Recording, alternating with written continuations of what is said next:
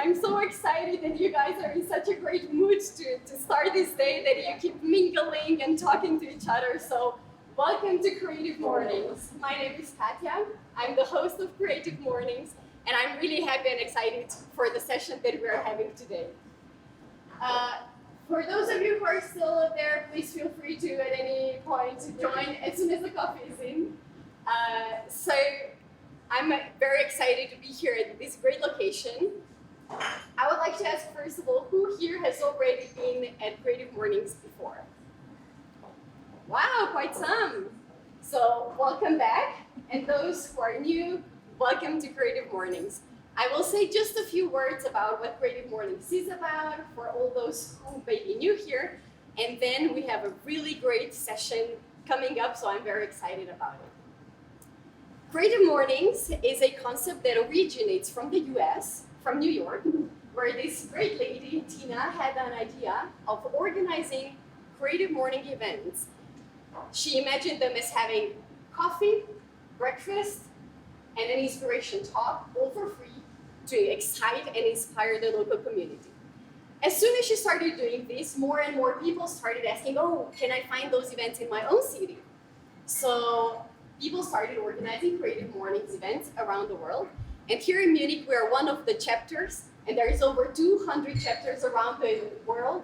So we're very happy to see that the community is growing, and there are every month new cities that join the concept. We are present in over 60 countries, so I always give this advice to people. If you travel, do check if there is a Creative Mornings community or event happening in the location that you're visiting, because the chances are that you can come and meet a really great creative community in a place that is new to you. Today, the location and the free coffee and breakfast were made possible by Eva and mates. So I would like to invite Eva to join me here and say a few words so that she can tell you a little bit about this awesome and the hottest place in Munich right now.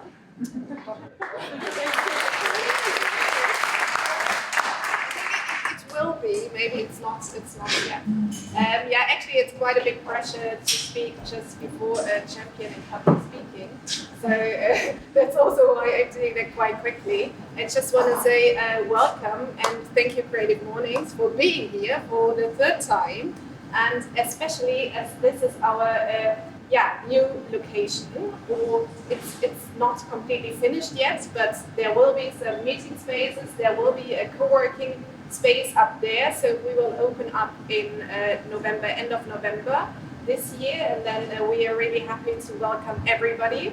But we also have two more locations, one in Max Vorstadt and one in Wehe. So just if you're interested in co-working, we also have an online community, a creative community here in Munich. So just feel free to talk to me after, Raphael. And I think that's it. And actually, no, what I wanted to say is that maybe you have realized that there are also cars standing around. This is why we are actually sharing our space with other great partners here in Munich. So that means Herzog Hofladen, who is also providing the breakfast today. So thank you a lot for. But we also have Barber House here, we have Bio here, we have Harman Kardon here, and of course we have Mini here. So we are actually like a co-working space in a co-working space. So yeah, quite exciting and quite new for us as well. So we'll see.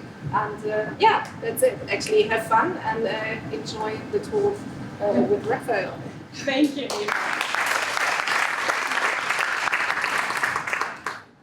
So yeah, I wanted to also invite you to go and check Mates out on their social networks and follow different events, because there will be plenty of things happening, from great sustainable fairs to really cool events. So just have a look at what is happening in here. I think it already is the place to be, but it's going to become even hotter over the next weeks and months.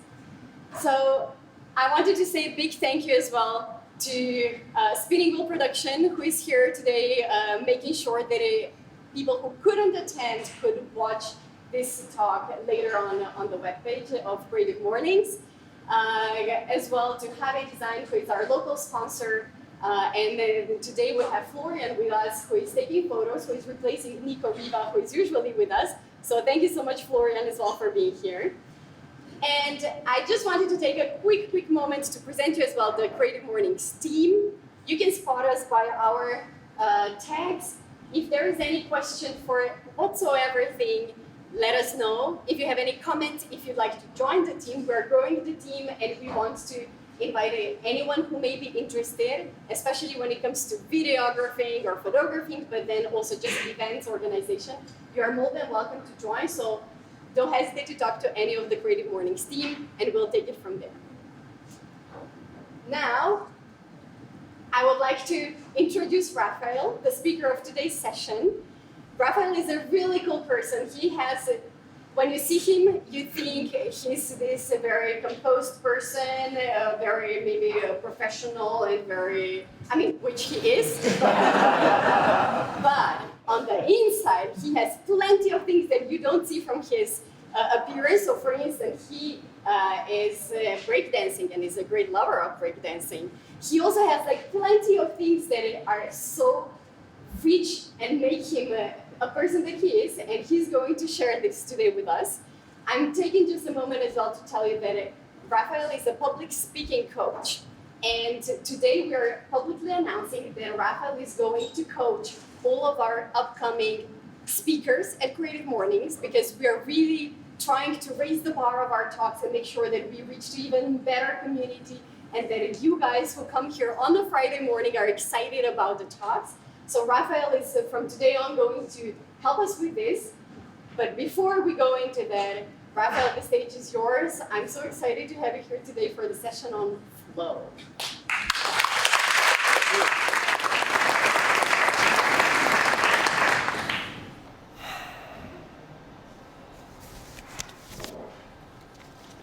What do we have in common with a simple paper plane? If we are on the right flow, we can travel far distances. We can loop the loops of life in the most creative way, and we can land precisely where we want to be. Do you know what puts you in the flow? Now, the answer to this can be a little hard to find if sometimes life breaks your wings and smashes you and treats you like trash. So this is why I'm today here, and I want to share one of my favorite stories. It's a story that actually changed my view on how to trick destiny and how to get back in the flow. And it goes like this. Once upon a time, there was a king in a country far, far away, and it was a good king. But he had a problem. He had two personalities. On his good days, he came out of bed full of joy, and his gardens were harvested the most beautiful fruits. His servants were diligent, and he liked to get some people in the castle. At those days, he lowered the taxes, he respected the appeals of the people, and he invited everybody for a great lunch. But there were also these black days, where he couldn't get into bed. He just wanted to stay a little bit longer there. And when it was there, it was already too late. His dreams already passed by. On these days, his servants were not interested in him. The food was just lukewarm, and when he think of the sun, it gave him a headache even more thinking than on the rain. So when he realized that, and he had this one side of the positive mood swings and the negative side, he realized, oh man, that's a problem for me. Because on his good days, he made promises to the people. But on his bad days, he couldn't stand by them. So what did he do? He asked for the wise. The wise came to his castle and he said, please help me to solve this problem with my mood swings. You know, if I'm in a good mood, you all like me. But you suffer when I have one of my black days. But you know who suffers most? That's myself. So please find a solution so that I can eliminate these mood swings. And the wise agreed, and they went off. Weeks passed, months passed. Finally, they came back. They were in the castle, and they said, Majesty, we couldn't figure out the solution. There is no solution. And this night, the king cried bitterly. So I want to break this fairy tale here and ask you one question, and this is, can somebody of you identify with our old king? Sometimes you're in a good mood, sometimes not. Sometimes you have this feeling of not being in the zone, not being energized, not motivated, I'm not in the flow. And this is why I'm today here. So, my fellow paper planes, I gave you 3 chapters today. First of all, I want to jump into the science of flow. The question is flow just a buzzword or the next big thing? So I want to dive into what's happening inside of our brain. Is there a definition of it? How can we use it? It should be more than just a typical Instagram quote. Then after that, I'm going to ask you for your biggest physical challenge. What is it in your case? Was it maybe learning a sport? Was it getting stretchy, losing weight, gaining weight? In my case, it was learning breakdance and master that skill to become a trainer there. On the mental side, I ask you the same question. What is your biggest challenge on the mental side? So can it be learning a language or overcoming an anxiety or starting your own business? So for me, it was learning and mastering the skill of public speaking. And I want to share my secrets that I learned on my journey with you so that you can come into flow. So let's jump right into it. Let's start with the science of flow. And here I want to ask you a question. How do you feel in flow? And this is an open question. If you're really in the zone, if it's really going good, how do you feel? Just give me some responses. What's going on inside of you? Coherence is one thing, yes. Time is flying. That's, yeah, a lot of people say that. Do you have something else? Energized. Sorry? You feel energized. You feel energized. And if you ask a lot of more people and ask in the science, there come so many things, like you're completely involved, you're focused, you're concentrated, and more, and more. And if it isn't enough, we have some more. So there's so many advantages of being in the flow, so that's really interesting to think what is actually happening there. Do we have somebody from Hungary here? Can you please pronounce his name correctly? Mihai Csikszentmihalyi. Thank you, thank you. This guy studied flow for several decades. So there's a long history about analyzing this flow. There were people like Jim Fixx, who was talking about the runner side. There was Maslow talking about the peak performance. There was this basketball coach who was talking about being in the zone. He's doing it for even longer and on a scientific base. So he checked what is happening in the brain. And if we are looking at our brain, we have like 3 generations. The first, the reptile brain, is it from the Stone Age? Is it just there for instinct and surviving? The second generation is there for social skills. And now we come to the youngest and modern thing, and I hope most of you got a neocortex. It's in the front of your brain, and this is there for analyzing. And it's there for problem solving.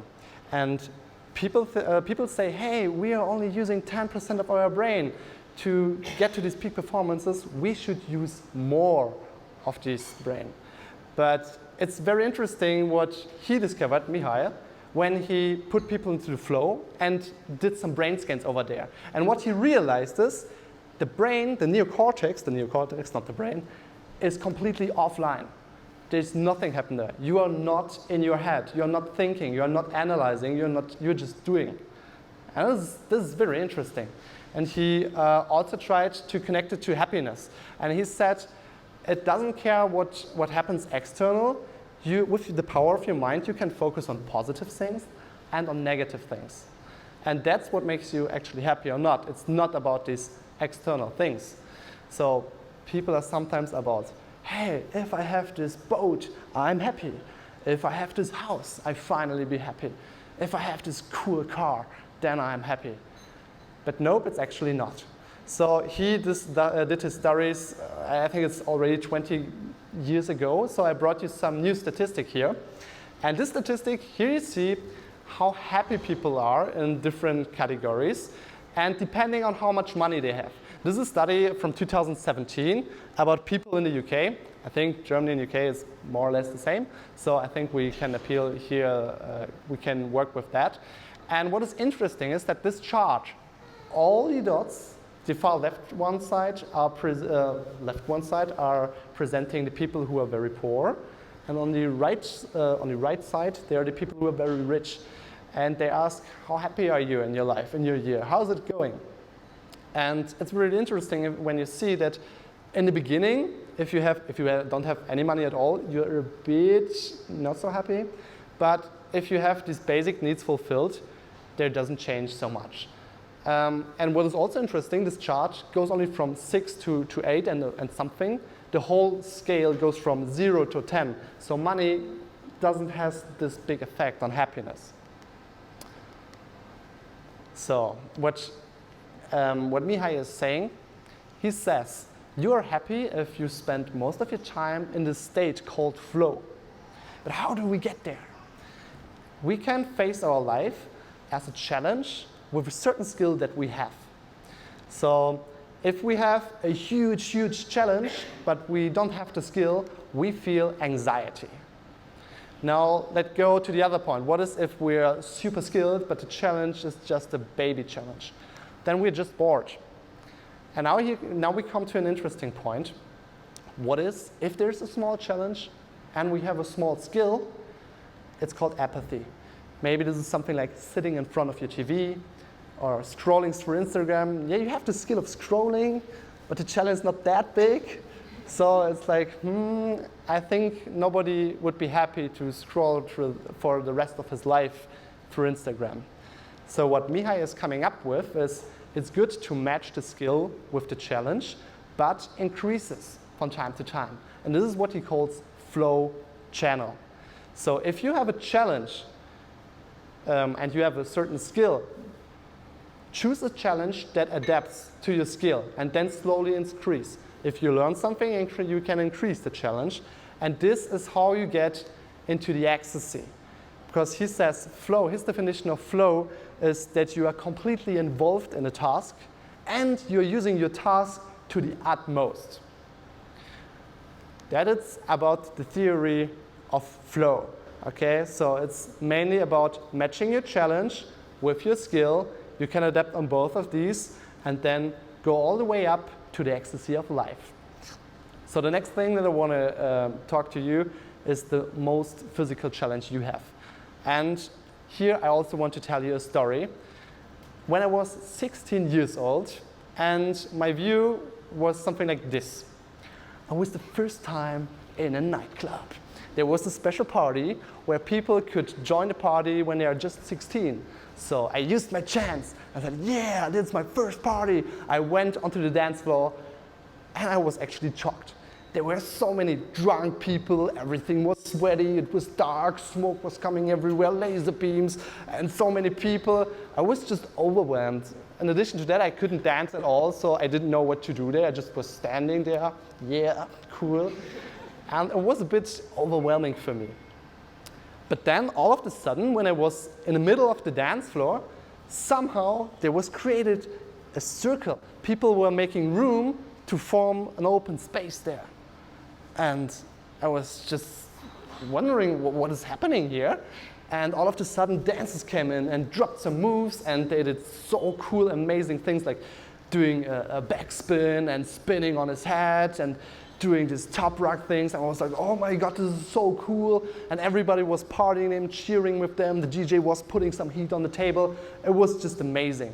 And when I saw this guy spinning on his head on the dance floor, I was just like, oh my God, I want to learn this. I will never stop until I can do this.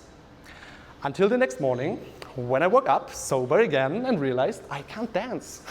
This chair could dance better like me, so I can't dance at all. So this challenge to spin on my head out of nothing was a bit too far. So what matches my skill of dancing? What can I do in a part of dancing with my skill? I could sign up in a breakdance school. That was my skill that I can solve. So I went there and I learned this move. I had a trainer who gave me moves that I could learn. It was just like the basic step. It was horrible in the beginning, but I kept going, and slowly I learned. Until there was this day when my trainer came and told me, hey guys, there is a battle in the park. Want to join? I was just like, sure, why not? And so I signed up for this battle. And it was a beautiful day, it was a sunny day in a park. And yeah, I signed up and I came in and I could just dance a little bit there. So at some point, my name was called and I came to the stage to just dance. And it looked like this, yeah. And I lost in the first round. So I wasn't that skilled. I had no sense for music. I was just completely devastated. Yeah, but that's how it is. But when I look back where I come from, I thought, oh man, where do I come from? I'm supposed to be this guy who can't dance at all. And now, okay, I'm losing, but I'm still on a stage. And this is a principle which I call baby stepping. Okay? Whatever skill, physical skill, but also mental skill you want to learn, baby step your way through it. Don't think, oh, this is so super hard. I will never learn a backflip or to spin on my head. Or I will never grow so much muscles. Baby step your way. For example, when I talked about learning this head spin, like to spin on his head, these typical breakdance moves. If I explain that, I wouldn't say, okay guys, open up your leg, go with your arm, and then spin on your head. That probably wouldn't work. But what if I make the challenge very, very small? If I say, guys, go on all fours, I think most of you can say, okay, that's easy, I can do that. And now put your head on the floor. Most of you will do that as well. Now it gets a little tricky where most people start learning. Hey, just lift one leg in the air. And then maybe try to jump a bit to get a feeling for that. I think most of you could try to do that. And then you could imagine that you are feeling comfortable by doing that. Maybe you can lift up both feet and stabilize. And work with your legs a bit. And maybe that's the next thing. You can move your arms through there and spin a bit. Move your arm to there, spin a bit. Move to there, spin a bit, spin a bit. And then you can make the spin even bigger, like a half a spin and half a spin. And then you do a full spin. And then you do 2 spins, 3 spins, 4 spins. And then you're not using hands anymore. And then you jump into something else. So you can you can stack up this challenge so high where you are, but we can find a baby step where you can enter and you feel a nice form of challenge where you are in the flow. 1 year later, I signed up for the next battle. It was so big. There were 200-300 people. It was in the city center, and I was super nervous. I was just like, oh my God, here's so many people. But I learned to spin on my head. I was like, I'm good to go. I don't care. I spin on my head. Yeah, I can do that. I just wanted to drop that move for my own ego, maybe. I said, okay, let's go into this. The DJ was playing his music. My name was called, and I stepped into the arena. And then I saw my opponent, and I was so excited. I just jumped into the battle and started dancing, and they spinned on my head. I was like, yeah, I finally did it. And then my opponent, the right guy in a gray shirt, he danced. He did a set. And he didn't have any power moves. It wasn't that cool. And after the battle, both of us looked to the judges, and the judges were sitting there, and they show by hands who's the better one. And all of them, all judges, showed to him. And I was like, man, well, what the flow is going on here? Why do I lose again? The thing is, what I didn't do, I didn't freestyle. It was just putting some moves, and I don't care for the environment. So if you're in a physical environment somewhere, look what kind of music is playing. So what I want to say here is, life is playing some songs to us, but we can decide how we dance to that. Okay, and this is important to keep in mind. After this, 2 years later, I learned how to freestyle. You can imagine what comes now. And I was there, okay, now I can do the moves. I can freestyle. Guys, now I want to rock that battle. And it was the same place there. And I was super ready until I saw my opponent. My opponent was Gilu. And Gilu is like top 16 in Germany, and I'm not. So just for reasons of skills, I put her on a pedestal. And may I be honest with you? At that time, she was my personal dream girl. I was like, I just saw her in videos and rocking the stage internationally. And then she was in front of me. And the funny thing is, it is said that there's one moment in man's life where your dream girl approaches you. But I didn't imagine that was with a fist bump, transitioning into battle rock and starting to battle me. Yeah. That was a funny story. I still have to laugh today when I hear it. So after the battle, it was no battle. It was one-sided devastation. I couldn't do anything. Even I had the skills, even I had something what I can do, but I was just devastated. So after the battle, I went to my trainer. And my trainer is, he's like a really good dancer on world champion level. And he has this cool name, Sugar Ray. And he's some of my idols, and he told me one sentence that I will never forget. And he told me, it's not about beating your opponent, it's about beating yourself. We all compare us to other people and saying, oh, they're so much better, they're younger, they're fitter, they're nicer, but who cares? It's not about them, it's about you. And if you know that you give it all and you beat your past self, then you're good to go. So let's summarize. Physical challenge, it's all about baby stepping. Search your challenge that you can face and baby step your way to the top and learn how to freestyle. Dance to the music, learn to dance to that. Because you don't know which music life plays. And last but not least, beat yourself. It's not about comparing you with some other guys who are doing something. It's not about that. So just compare to yourself. So let's go to our last chapter, mental mastery. I want to be honest with you. I wish I could just drop you some random Instagram quotes and you're all inspired and changed your life. But it's probably not going to happen. So I think you have to face some results, some real results that are happening, and maybe you get inspired by this. And if I want to share you about one of my biggest successes I had, and this is becoming the European champion of public speaking. It was in 2016 in Timișoara in Romania. And I don't tell you that to brag. I tell you that to show what is actually possible. Because when you look back 2 years before that, in 2014, I gave my first speech ever. And this is a photo in the middle of my speech when I had a blackout. And I don't know why I started to put my finger in my mouth so that I could think better, but it didn't work.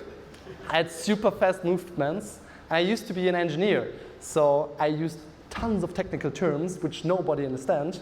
I thought I appear intelligent, but it was just socially awkward.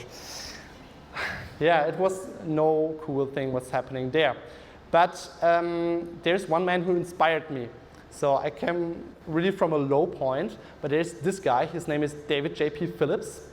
He tells us there is not something, you don't win in a genetic lottery to have this skill of something. Public speaking is just a skill. And I think it's not only for public speaking, it's for all the things. You can learn so much. And he did nothing but analyzing speeches. He analyzed 5,000 speeches and speakers from amateur to professional during the last 8 years. And he tried to find a scientific method, what makes a speech awesome, excellent, on a champion level. And he condensed and condensed and condensed.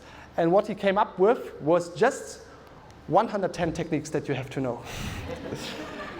And he put them into areas like voice, body language, nervousy. Yeah, it's a lot. If you see it, like, you're completely overwhelmed. And this is where I want to give you my step. Use these tools, don't reinvent the wheel, but focus on just one of these, or maybe 3 of them. And maybe you step your way to the top. Build up your dominoes and take the tools that are already there. This cheesecake brought me into hell. You want to know why? One day I went to this public speaking contest, and it was about impromptu speeches. So you don't know the topic. People come, the moderator comes up to the stage and just gives you questions. And normally it's usually inspiring questions, open generic questions where everybody could say something to, like, what is your biggest wish? What should everybody do? How do we make the world a better place, or something? But sometimes these guys come on a crazy idea to ask you a question that has nothing to do with that. And in this case, I went on the stage, I was there, the moderator was standing there, I was smiling, all the guys are looking at me, and I was like, okay, moderator, give me the question. And the moderator was like, okay, here we go. You successfully traded a piece of cheesecake for the Taj Mahal. How did you do that? And I was just like, what the flow in my head? I had no idea what this question should be, but I have to give a speech about that. So when I realized that I start to panic and I have no idea what to do, I follow a principle. And I set days there to find a cool name for that principle, and what I came up with was the do something principle. It's just about slaughter the lamb. It's going to be ugly, but just get into the emotion so you break paralyzes. That's a huge thing. For all the perfectionists out there, slaughter the lamb. Go out there and make it dirty, but just go into the action and the rest will follow. So flow doesn't come before you take action, it comes while you take action. A lot of people ask me, how do you get motivated to write your speech? And I'm just like, I don't wait for motivation so that I keep going. It's the other way around. I start working and then I get motivated. So I'm not dependent on my motivation. I just start, and I don't like it. It's about slaughtering the lamb. It's going to be dirty, but I know soon, very soon, there will come the motivation when I just started. The last thing I want to share here is the thing what I called metamorphosis. And what I mean by that is transferring your strength that you already have to other areas of your life. Because everybody of you has some strengths, but maybe he's not using them to this full potential. When people ask me, hey, how did you manage to came from this nerdy engineer guy and then you became European champion in 2 years, how is that actually possible? And one concept of this is metamorphosis. It's about this black hole thing, just putting all the work that you have into there and then try to use your strengths that you have. For example, I used to be a dancer before that, so I could already stand on stage. And there was one thing how I won this European championship about leaving the stage. No dancer leaves the stage while he's giving his talk. But I know my trainer, Sugar Ray, and sometimes he leaves the stage and is dancing somewhere else. And on this championship, I was the only guy about all these guys who left the stage, gave a high five to the people, and it was just authentic and just different. So use the strengths that you have in some other areas. And it can be that you have this thing of, I'm really good in this computer game. How can you use that skill in building up your business or building a brand or whatever you want to do? And another thing is about this, I used to be an engineer, and engineers are not that communicative in general. But what is my strength as an engineer? I'm really analytical. I know exactly why is happening what, and I can optimize. I'm really good at optimizing. So I built something like a toolbox, how I can craft speeches in the shortest amount of time, and I can drop them on stage, and I have a lot of things prepared there. And this was my strength. I was not that super authentic general speaker. Maybe that came later, hopefully. and you have the same strength that you can transfer. So let's wrap it up. Mental mastery, it's about using tools. Don't reinvent the wheel. Just learn one by one. Take that what is already there. But if you do so, learn also just to act. Okay, just do something. This is the thing about perfectionism.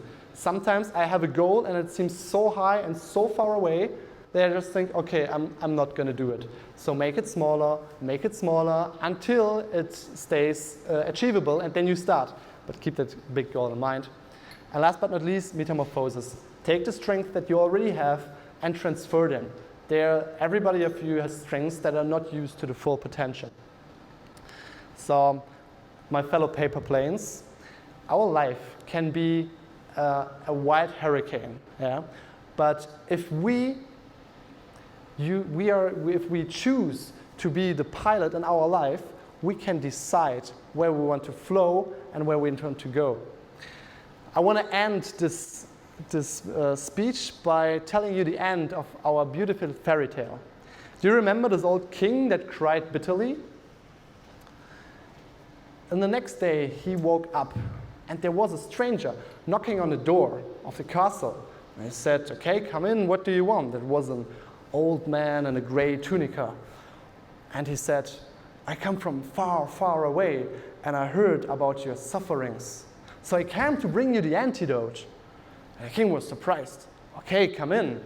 And in his room, he was coming and said, Majesty, here's the antidote. And he put out a little wooden box. And the king was curious. What is in this box? He took the box and opened it. And there was nothing but a little silver ring. And he said, is that a magical ring? And the stranger said, yes, it is. It is a magical ring. But you have to wear it every day, and every morning you have to read the inside, the text that is written there. And he looked at the ring, and there was a tiny, tiny text. And he read out the inscription out loud, which said, you can't change destiny, but you can choose how you feel about it. So the next time when life puts you like trash, decide on your own if you want to feel like trash, or maybe it's the next experimental battle star.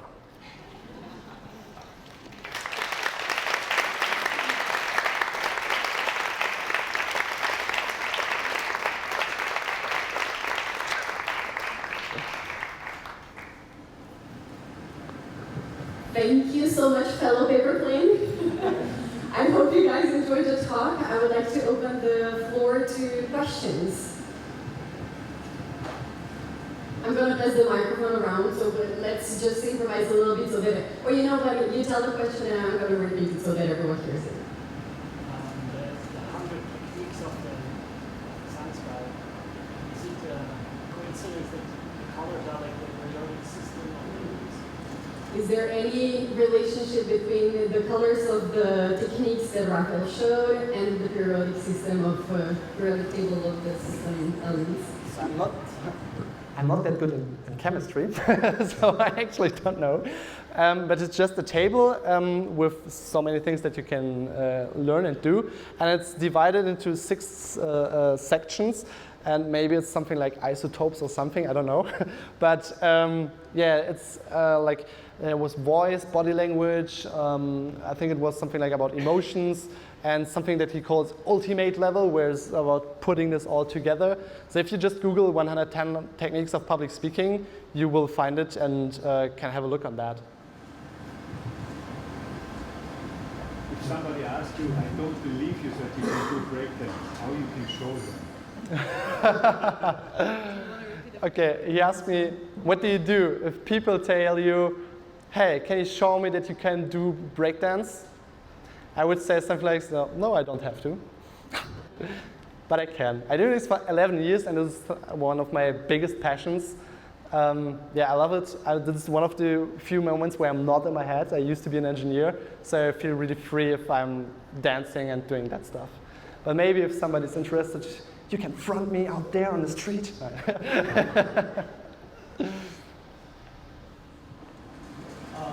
How do you spin? My cheesecake to the Taj Mahal. What was the spin from the cheesecake to the Taj Mahal? You know, when the open all this stuff. Actually, don't remember. It was like following the do something principle. I think it was something about a gay love story with the prince, and I don't know. It was completely random, but as so was the question. So I decided to just make it even more random to make the people laugh, to win it like that. I can't remember if I win or not. I'm not sure about that. Yes. Hello. I'm a loud talker, so I'll just ask you. So when you first get an idea for something, I find I'm initially very excited, and then after you start to do it, you lose that, like that kind of wears off. So what are your recommendations to keep going after the initial excitement wears off of that new thing, and things start to get hard when you're learning? Like the first part is easiest for me, and then once it starts to get more difficult, I lose motivation, I lose excitement, so I kind of stop doing it. Yeah, good question actually. We all know this in our creative process. We think, yeah, we have an idea, it's super cool. And we say, oh no, this idea is not so good. Oh yes, it is not. And sometimes we break down and think, oh, what do I do now? What I recommend there is to search for some kind of idol who is always going on. So, for example, in my case, I know a person who always goes on. He always goes on. And for me, it's like, okay, he trusts so badly in that I started trusting myself in that. So that was my idea how I get there, because I had the same problem in the beginning, and then I saw him always going on. He was facing this challenge, he was always going on. He crashed and he burned, but he kept on going through this pain until he solved the problem, and now he's very good to go. And this really inspired me, and I hope this inspires you as well, to truly believe in you, that if you keep going, you will end there. It's like a journey. You want to come from here to there, and it doesn't matter how slow you go, at some point you will be there. Did you ever have an ecstasy moment? You said ecstasy at the end of the line, so. So I never took drugs actually, but these ecstasy moments, yes, I have them if I can truly stand behind that what I just said. So if I'm really on the flow, like for example this moment here on stage, I was completely in the flow. This is my ecstasy, the natural, authentic ecstasy.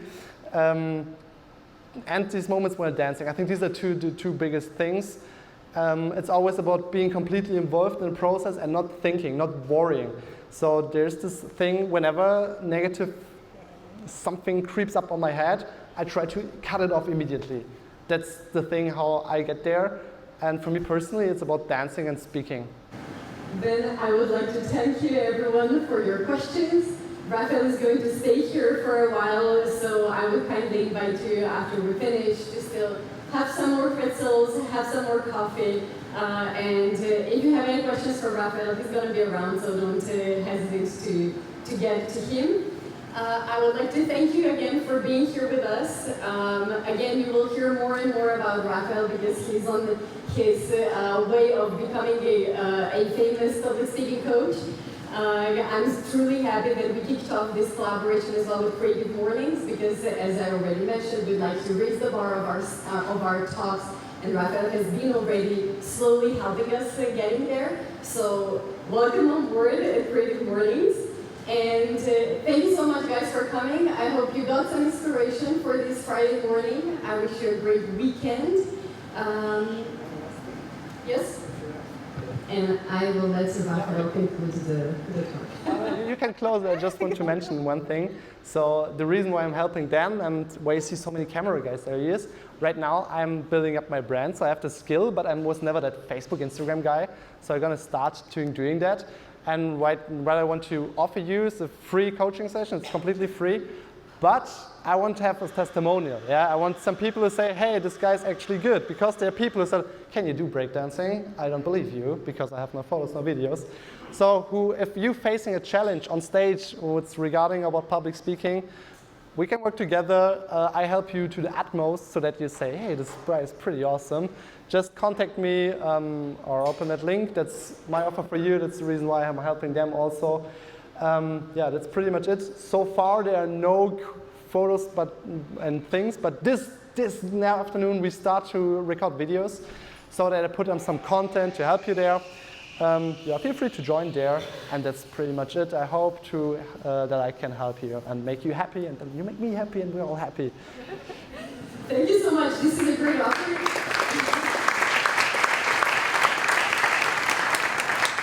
We will make sure that we include all the details in the recap email. So in case you're still not subscribed to the newsletter of Creative Mornings, please subscribe this way you don't miss any important information. And then if you can just click one last time, please. The next session of Creative Mornings is going to take place the last Friday in November, and it's going to be on the topic of loss. We are really excited about it. We will have a great speaker coming up. It will be a beautiful location as well. So stay tuned and hopefully see you then in November. Thank you for being here. Have a great Friday.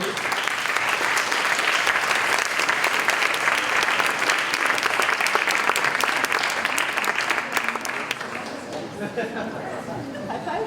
Yeah, you know.